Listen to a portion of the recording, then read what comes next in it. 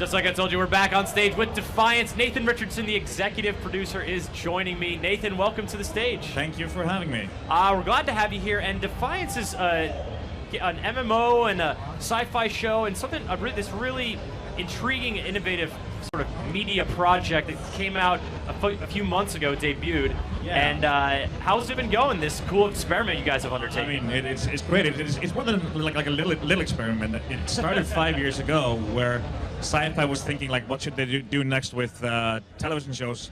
And they started thinking about transmedia, and they started talking to us. And what essentially happens is you start going over current intellectual property that sci-fi already has. Yeah. It's like, can we use some of this? You know, Sharktopus, not so much. So it ends up actually creating Defiance back then, which is something intentionally built so it fits into this transmedia experience. So you can actually do storytelling both inside of a game and in a TV show and other mediums as well. Mm-hmm. So yeah, it ended up with creating something from scratch for both of us, and it's fully a joint venture. So like neither of us are licensing each other. It's quite heavily in there. And of course, what's happening now is that we launched 2 weeks before the show, and during the show airings, we kind of do crossover events. So like the storytelling goes back and forth between us. Uh-huh. So we have events on the game side, and then the show takes over, and then it hands them back again. So it's great. It's mildly insane trying to take it on. It seems like there's a lot of coordination involved. Yeah. And now the game itself is an MMO as well, which also adds a whole dimension onto your ambition. I mean, it's open world and third-person shooter, and it has MMO aspects. I mean, it's a league of its own, essentially, yeah. And I mean, I think that what we got right is that we're fun, but people that, for example, are coming in and thinking about MMOs, they will not find those deep, large gaming systems, because the thing is that what we look more towards, and we're actually closer to the shooter than the MMO, but we have those MMO systems in place. So if you're going in there looking for like a full-fledged MMO, this is not the game you're looking for. But you will, in your third-person shooter, get these experiences where you and 20, 30 other players are combining to take down big enemies. Yeah, and that's kind of like where we have our main differentiated, and that is essentially that you can very easily group up with other people and take on either player versus environment, where you're taking on gigantic bosses, artful stuff like that, dynamic events where you're joining up with 20, 30, 40, 50 people, but you also have it player versus player. So there you can actually go and you're taking over territory essentially. And that's 50, 60, 70, 100. Yeah. Now the MMO launched and players could jump in. It takes place roughly in the Bay Area. Yes. Of course, in Defiance's version of a post-alien assimilation ravaged world. Players could start off playing as human, and I also believe Arathian, but now we're seeing a Castathan in action. Yes, we are now adding in the first DLC a new playable species. And he's actually holding that badass charge blade, which is part of the show. You see it on the show. Usually has a dagger, but he has it also as a sword, and those are also being introduced. We're also, introducing 3 new game modes just in this DLC. And kind of what we're doing is that we have an aggressive schedule of DLCs. Okay. So it's there's 5 DLCs between Season 1 and Season 2. And the thing is that what our aspect of doing DLCs is that half of it is available for everybody. So the game modes are available for everybody and stuff like that. Okay. But the DLCs are essentially giving you, of course, unique outfits, stuff like that, but also abilities essentially. So you get a good deal on a DLC, but you can always play with your friends. We don't segregate the players. So even though I would buy the DLC and you wouldn't, we could still play everything together. So okay. Yeah. So it's a way to continue, preserve that unity of your player base while giving people options to customize and experience new things. So, half of the DLC, or actually more, is free, and the rest is actually bought. So what we're seeing right now is a Volge swarm. The Volge in the show, of course, really sinister kind of mercenary race that are built for one thing. Yeah, war. And that thing is killing other things. Yes. But is this one of the new modes we're going to be seeing in DLC, or is this sort of a... Well, yes. It's also that we are introducing the Volge more into the game, and you have sieges, which are essentially where you have a siege of a small city or something like that, or an area of interest, and there you're actually like defending the place from the siege. So you have both dark matter that you're seeing here, but you also have Volge in there as well. And the other game modes are actually dueling. Everybody wanted to do dueling, so we did dueling.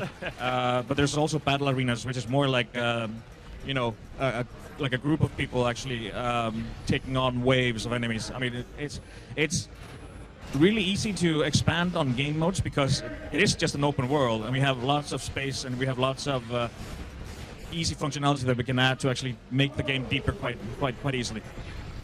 And you know, with the Defiance fictional worlds, and with the the whole, you got a solar system's worth of different alien species that came and terraformed the Earth. You guys have this just immense creative leeway to try to bring new things into this world, providing you do it in tandem with the show. Yes. Well, there's one thing that we set out with in the beginning is that finding the world that we want to be in, which ended up being Defiance. It also had the main goal of giving both of us freedom. We didn't want to get like restricted like you had with if we were licensees, right? Yep. So intentionally, the world, exactly like you said, like we have plenty of species, we have plenty of territory, and that's, I mean, even part of the fact that the game is in San Francisco and the show is in St. Louis, is actually giving us freedom from each other, so we can actually tell our different stories that fit for our different mediums and aren't too much like relying on each other. What we did instead is that we have some tentpoles there, which essentially are like we decided beforehand. These are the crossover events, and these are the areas that we synchronize. Okay. But other than that, we have very much freedom. But that being said, also is that, you know, if you play Defiance and you watch the show, you'll see so many similarities. I mean, the art teams are going back and forth with everything. So yeah. And you're getting complementary information. You know, you find out more about the different races' history and about the different species of aliens that pop up, and then, you know, you see them in the show or you see them in the game. It just sort of all feeds into the same universe. Absolutely. I mean, it's one thing that we didn't want to do is that you don't have to watch the show to play the game, and you don't have to play the game to watch the show. It's an additive experience. It's that you get deeper into it if you want to. But I mean, they totally stand separately on itself. And now the show, and of course the game and the show have to stand on their own two legs in terms of their successes. Yes. The show has been renewed for a second season with Sci-Fi, which is great. Yeah. And you guys bringing out a whole new raft of DLC and presumably some more in the works. Yeah. Well, I mean, it's what's happening there is that, and this is kind of the more interesting part, is that what's happening now with the events that we have together with Season 1 and during Season 1 of the show, they're of course pretty much pre-planned, because I mean it's a TV show. We can't change that much. Yeah. I mean, we have a player of the game actually is on a wanted poster in the television show right now. It's just a green screen that we filled out. But the thing is that, I mean, there's more like that we're gonna do, and here comes the interesting part, which is that between Season 1 and Season 2, the game is actually progressing the timeline and the story of the world.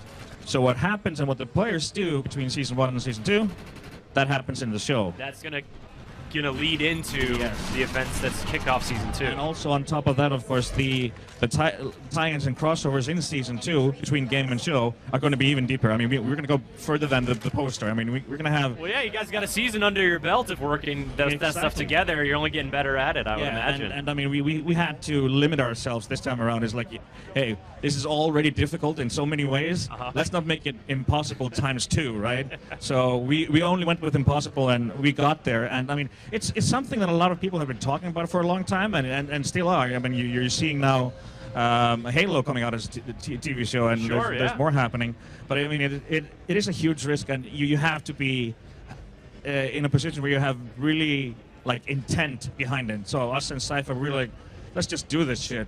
So because otherwise, I mean, what's been happening before and what everybody was talking about doing, it always just dwindled out and didn't happen. Yeah. Well, you guys are alive and kicking for certain, and we've got some fans in the Twitch chat here. I got a question or two I'm going to relay to you. Sure. The first one from a very adamant questioner, Cloud25XD. I got you, buddy. Are there any plans to allow players to go and visit Defiance of course, that is The where city, St. yeah. Louis is, Well- and you're in the Bay Area, so that would involve a significant amount of travel. Yeah, no, it's not planned right now, exactly because of the freedom that we're giving each other. It would actually narrow us down and restrict us in what we could do. So that's why we're not doing it. Well, because Defiance actually exists. That's a TV show set. People see it. They know Like, all it's those a details. huge You set, guys would man, have to yeah. build that very Oh, yeah. exactly in the game, and Yeah. everyone in that show has a character in the way Yeah. they act. So I mean, Yeah. besides being a huge undertaking, I mean, the main reason is simply that we are going to have this separation, but we're going to go into other areas instead, where we actually have more crossover. So Sort of meet in the middle a little bit. So the middle would be like between Rocky Mountains. All right. Okay. So Inflectu is, of course, curious about characters from the show showing up in the game. Now, the game started out with the two main characters in the show, Nolan and Arisa, yeah, leaving the Bay Area, and then at the end of one storyline in the game, Yeah. then that's how they ended up in Defiance, where the show kicked off. Yeah. What about other characters we might see coming back into the game from the show? I think is the flow that this user wants to know about. I mean, this is part of when I do interviews with Defiance, is that it's not just a game.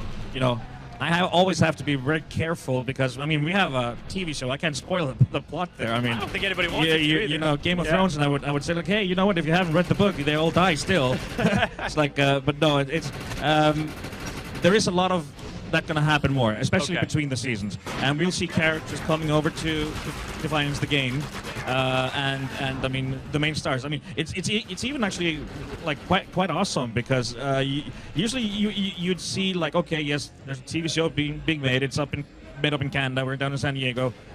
Not much going around. It's the exact opposite. I mean, we're talking so often back and forth, just keeping in sync. We have a huge lore and a huge wiki, which is just the entire background which we share. But also the cast, they're totally into it. Grant Bowler is a player, is like, going on shooting around, and we actually got him the other day to actually play himself in the game, so he was playing himself.